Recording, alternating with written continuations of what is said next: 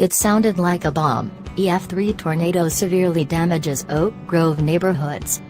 Hundreds of Oak Grove residents picked through what was left of their homes Tuesday after a tornado tore through the eastern Jackson County community, damaging hundreds of buildings.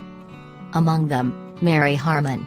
She and her husband, Mike, both 48, along with their 22-year-old son, Levi, and his fiancée, Kate Fielden, 23, were watching a weather report on television Monday night when, Mary Harmon said, the tone of the forecasters seemed to get more hysterical regarding Oak Grove. The four had just moved to the safest place in their house, a basement storage room surrounded by concrete, when everything went black. Mary Harmon felt her ears pop. She heard the storm's roar. She and Fielden were thrown to the floor. It sounded like a bomb went off, Fielden said. Mike Harmon had barely entered the room. Only seconds later, everyone was screaming. Instead of a house above their heads, there was black night air. The tornado, rated an EF3 by the National Weather Service, packed a top wind speed of 152 miles per hour and a maximum width on the ground of 400 yards. It touched down at 8:12 p.m. south of Grain Valley near South Buckner-Tarsney Road and traveled east through Oak Grove to just west of Odessa, covering nearly 12 miles in 15 minutes. The tornado damaged 483 houses and 12 commercial buildings, officials said at a morning news conference in Oak Grove. 12 people were injured, but none of the injuries was considered life-threatening.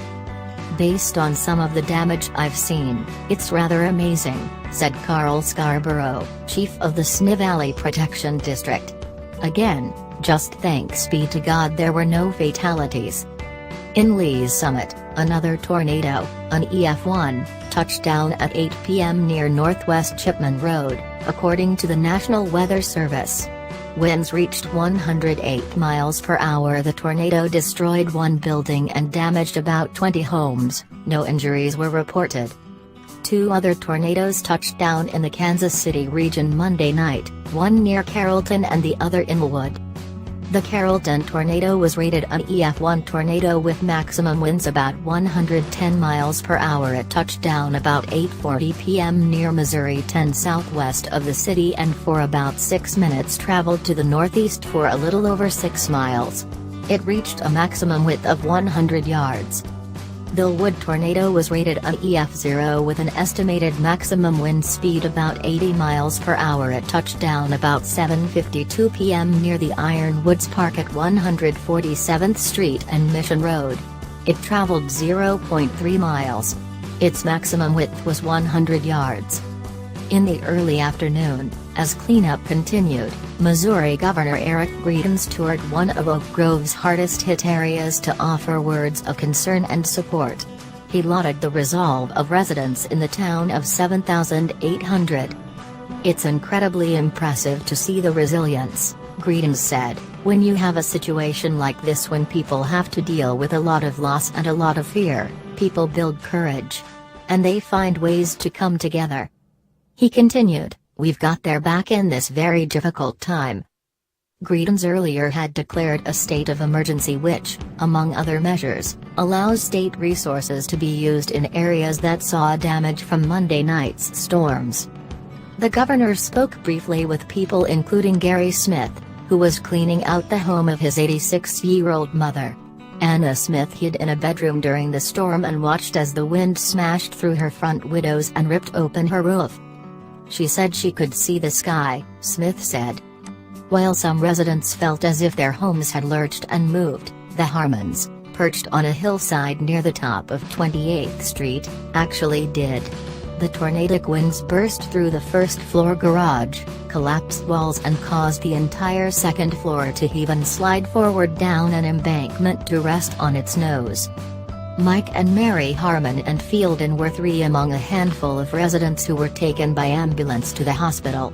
Fielden suffered a concussion, but was released. The others feel sore and, from the event alone, disoriented. "We're all safe. That's what matters," Mary Harmon said. Another resident, Ann Benjamin, 52, was hiding in her closet when the tornado hit. She could feel the storm's suction trying to yank open the door. The house heaved, or so it felt. It felt like the house slammed after rising off its foundation, she said. Or maybe it was the roof of the house she had been renting at 2607 Grove Street for 5 years. When she emerged, she would find it torn away. She felt lucky. Her house still stood.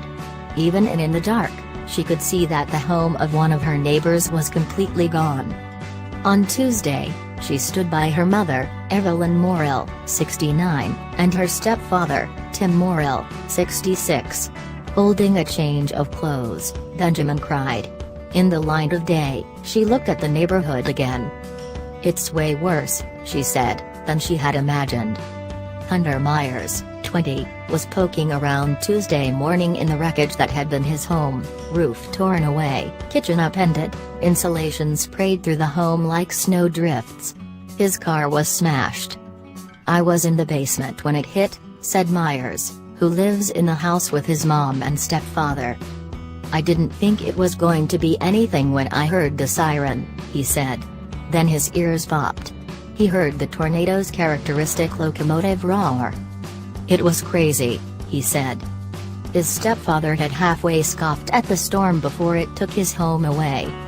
"I didn't think at all it would hit," said Scott Berryman, 44. "I said, it'll probably go around us." 1 minute later, he said, the storm burst in. Mike Hicks was in his home not far from 26th Street and Broadway when the tornado struck. "We didn't have time to be afraid," said Hicks, 52. "The television station we were watching was saying there was no rotation. That's when the window blew out," he said Tuesday morning. Hicks said he took cover in the basement with his wife and 14-year-old son. "It felt like it lasted 10 seconds, he said. In one block, residents walked among debris, yellow garbage bags packed with belongings slung over their shoulders. "Down that way, there's a sailboat that got tossed in someone's yard," said R.D. Hill, 50, parked in his truck as security for the Dollar General store on Broadway. "The store," he said, had a hole in the roof the size of a tractor trailer and more than an inch of water on the floor. Jackson County Sheriff Mike Sharp said one instance of looting had been reported. "We're going to have zero tolerance for looting," Sharp said. "We're not going to let them be victimized twice." In the 2500 block of South Clinton Street, Brenda Johnson and her husband, Bruce, 60, had lived in their home for 24 years. Their son Rhett, now 33, grew up there, as did their 30-year-old daughter, Shannon Brown. The west-facing home no longer exists. It was literally pushed to the east, fully off its joists, so that on Tuesday it lay as a scattered pile of boards, clothes, furniture and appliances. The piano that Brenda Johnson bought with her first paycheck after college stood ruined and on its feet, its harp and strings open to the air. "Oh, my Bible. How about that?" Brenda Johnson, 59, said as a volunteer helping to salvage their belongings placed the book in her hands. She cried to see what was left of the home. The couple, sweethearts since they were in high school together in Vandalia, Mo, hid from the storm in a basement bathroom, beneath the concrete front porch and surrounded by concrete walls. Bruce Johnson, recently retired from the Missouri Highway Patrol, turned on a flashlight after the electricity went out and the storm passed. He poked his head out of the bathroom, he recalled. The air was filled with dust and insulation that soon would be soaked in rain. He pointed his flash out the door and up. "Babe, I think the house is gone," he said. A skid-steer loader, run by volunteer Josh Dobney, 33, cleared the streets. American Red Cross volunteers walked from property to property offering assistance. By noon, families were hours into cleanup mode. Brenda Johnson looked about. Friends hugged her. She was grateful for them, she said. She was still missing her wedding rings, and hoped to find them. But many other items were saved, the most important being their family photos. Even as they were cleaning up, She was already contemplating the future, doubting at this point whether she and her husband would rebuild in the same spot and move back in. "My husband and I just kept saying we have each other," Brenda Johnson said. "That's the most important thing. We've been high school sweethearts since we were 15. This is just another chapter." The town had opened its Civic Center, 2100 Broadway, Monday evening for residents displaced by the twister. But no one stayed overnight, said Sherry Odell, a spokeswoman for the American Red Cross of Western Missouri, who was in Oak Grove on Tuesday morning. "Nobody came. Basically, that's a good sign," Odell said, "because it means that those affected stayed with friends or relatives and had other support." She said the Red Cross had also set up a shelter for those affected by the storm in the Smithville area, north of Kansas City, at the Gower Christian Church, 203 South 3rd Street, Gower, Mo. In Oak Grove, utility crews worked on down power lines. Access for residents was being controlled until the neighborhoods had electricity. As many as 50 homes and commercial buildings were damaged in Oak Grove near 25th and Main Streets, said Casey Hyatt, a worker for Tanner's Tree Service. "It's just a mess up there," he said. The tornado was part of storms and tornadoes that swept through the Kansas City area Monday night, causing extensive damage. The line of storms pounded the region with large hail, some the size of tennis balls and baseballs, and strong winds. Among the hardest hit were Oak Grove, Smithville and Johnson County Executive Airport in Olathe. The National Weather Service will have teams surveying storm and tornado damage in those areas, as well as in Carrollton, Mo. At one point Monday night, 130,000 customers were without power, according to Kansas City Power and Light. By 3:30 p.m. Tuesday, that number was 5,300 customers. 700 employees are deployed to restore power, KCP&L spokeswoman Rebecca Galati said, including some with Western Energy as part of a mutual assistance agreement between the utility companies. Galati added that more than 150 distribution and transmission poles were destroyed. Schools were cancelled in Oak Grove on Tuesday.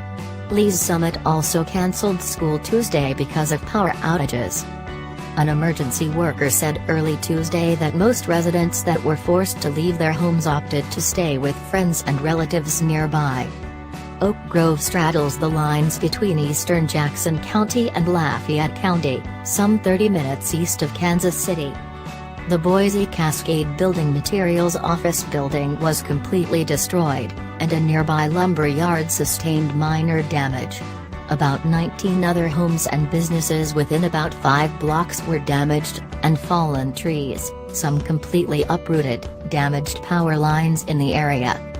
Despite the damage, a few lucky misses characterized last night's storm, according to residents and employees in the area. Pat Miller, a spokesman at Boise Cascade, said that though the office building was destroyed, its roof completely ripped off and beams lying in the parking lot, neighborhoods got minimal damage. The worst of the storm seemed to touch down directly on the office building but didn't destroy any of the residential buildings a few hundred yards away.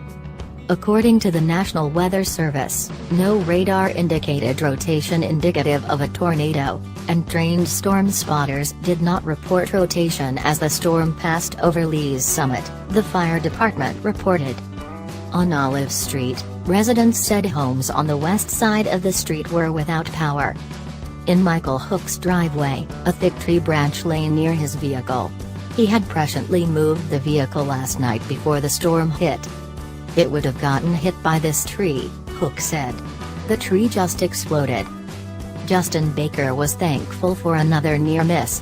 In his neighbor's yard, an approximately 30-foot tall tree was completely uprooted.